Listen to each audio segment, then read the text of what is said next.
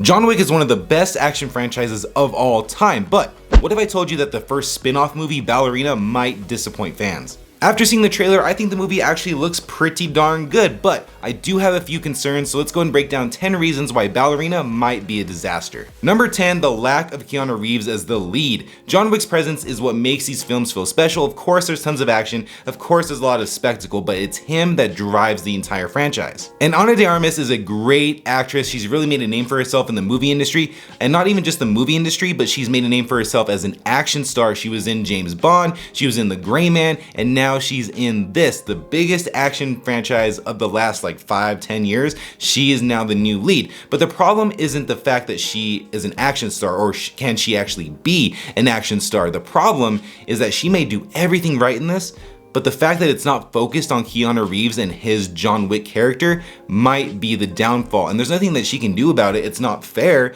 but that's the problem that you run into when you make a spin-off on a franchise that's as well known as John Wick. Number 9, spin-offs rarely live up to the main series. So many franchises struggle when it comes to making a spin-off to a very successful franchise, you know, Hobbs and Shaw, anybody. But the issue with this, with the Ballerina, is that they're putting the John Wick name all over it. So they're not just making it a spin-off, they're making sure that everyone alive knows that this movie isn't just a generic action movie. They're making sure that you know that this is a spin-off to the franchise that you have all gone to see and that you all love. So could Ballerina be another failed attempt at expanding a movie universe that everyone already knows and everyone already loves? That's gonna be a major hurdle for it, and I don't know if it can actually do it. Number 8, John Wick's universe is already perfectly wrapped up. John Wick Chapter 4 was a perfect conclusion to the story that they were trying to tell us from Chapter 1 all the way to Chapter 4, and I felt like they put a nice little bow on that universe, on John Wick's story, and even just the characters that were surrounding him. So is Ballerina just another unnecessary cash grab from a studio, or do they have a complex, compelling story that they want to tell us about this character within this universe? If they do, then I'm game. If not, this could be bad. Also, let me know in the comments if you think that the John Wick franchise actually needs any spin-offs, or should it have just ended with Chapter 4 and we get nothing else? Let me know in the comments. Coming in at number 7 is that Chad Stahelski isn't directing Ballerina. John Wick's magic comes from Stahelski's vision and his fight choreography. I don't know if anyone else in the industry does it better than these last few movies. And now Len Wiseman, who did Underworld, Live Free or Die Hard, is directing Ballerina. But the big question that I want to ask is, does he have what it takes? But the big kicker here is that Stahelski isn't directing, but he's producing Ballerina, so that's good, right? The problem is that they had to go back and do multiple reshoots of fight choreography, and he was the one that was behind it. He had to go in and actually film these scenes. And the actual director of Ballerina, Wiseman, he was nowhere to be seen apparently. So that means that there was some weird break off of continuity from beginning to the end of what the final product is that we're gonna see. And the problem with that, which maybe this isn't the case, maybe Ballerina with these reshoots is gonna be a way better movie and we may all end up loving it.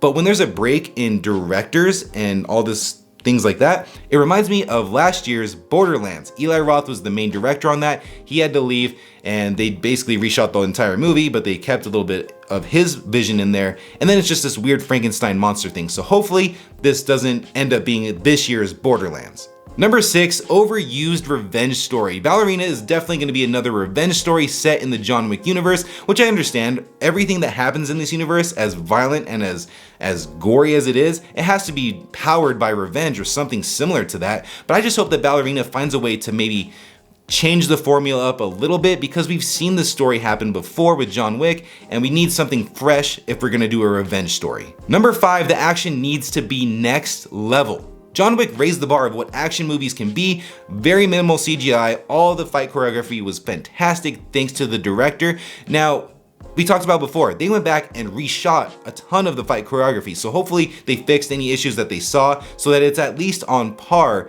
with the franchise and what we've known from the franchise. But the problem with Ballerina and the disadvantage that it's at is it's the 5th entry in this franchise, it's a spin-off, and it's not starring Keanu Reeves. So not only does it have to be better than the last 4, it has to be exponentially better for us to remember that this is set in the franchise, this is a movie that deserves to be seen, and that is a big ask for a movie that is gonna be a spin-off.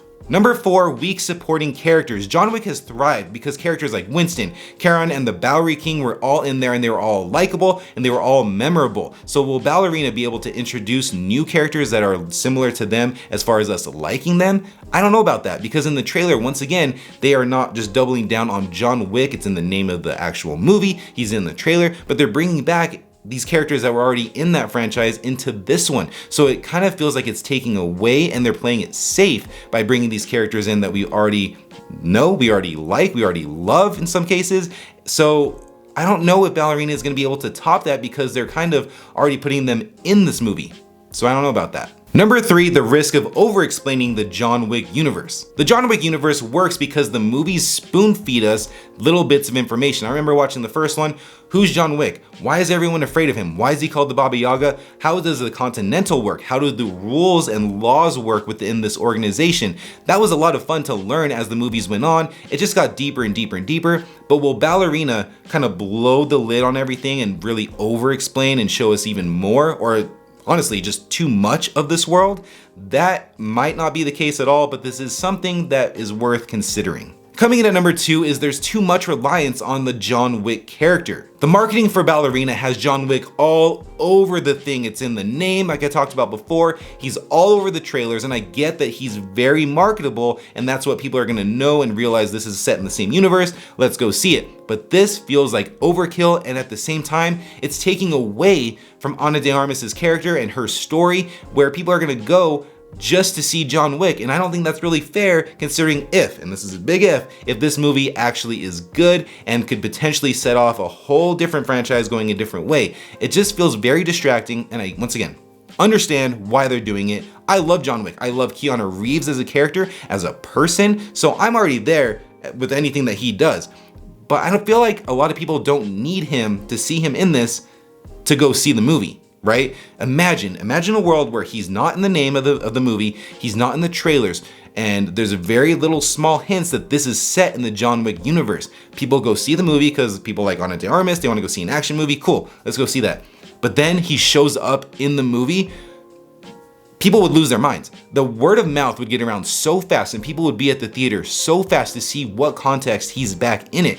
And I think that would have caused a lot better reaction, a lot better of a positive reaction is what I'm trying to say. I just feel like if people go to see this movie because they see him in the name, they see him in the trailers, they carve out a nice spot in the trailer to make sure you see him, that he's in this movie. If people go to see this movie because he's in it and he's only in it for like 10 minutes in that one scene, people are gonna feel cheated. They're gonna be mad. Whereas if it was the opposite and they didn't know that he was in there, that is a nice little surprise sprinkled into that movie that they were already hopefully enjoying. So this could backfire on them in a bad way. And number 1, will it feel like a true John Wick movie? Awesome fight scenes are not enough to carry this movie, to carry this franchise. John Wick's movies worked because of John Wick. The character, the energy, the likability. So Ana de Armas has another task of being that, if not even more. From the reshoots that I mentioned earlier, it just seems like there was a lot that needed to change from the initial pitch to the initial shooting, and that just worries me that this isn't gonna be up to standards of what we've come to know from this franchise. I really want this movie to just stand on its own in this universe and really justify why it was made, because if it does that and it's good, then everybody wins. And it sets off a franchise going this way where Keanu Reeves can just sail off into the sunset. He did his part. He gave us an iconic character that we'll all remember for the rest of our lives. But now this can have room to breathe and be its own thing. But none of that's gonna work if this movie fails to deliver the energy and just the vibes and the feeling that we get from the other movies within the franchise. So hopefully they get it right in the end, because I really do want it to work, but if it doesn't hit on all of these things that I talked about, it might end up just feeling like a generic action movie that we have seen plenty times before and that no one is gonna talk about when they talk about the John Wick universe. Now, I don't want anyone to think that I don't want this movie to work, because I really want it to work. I love the John Wick franchise, I love that universe, and I love Ana de Armas. I want her to have her time to shine and really make a name for herself, potentially to be the new face of the franchise moving forward. But what do you think? Is Ballerina gonna be a flop? Are you excited to see it? Are you hopeful for it? Let me know in the comments, and if you enjoyed the video and you wanna see another top 10 reasons why a movie may or may not be good, check this one out right here. Go ahead and click on it, and I will see you in the next one.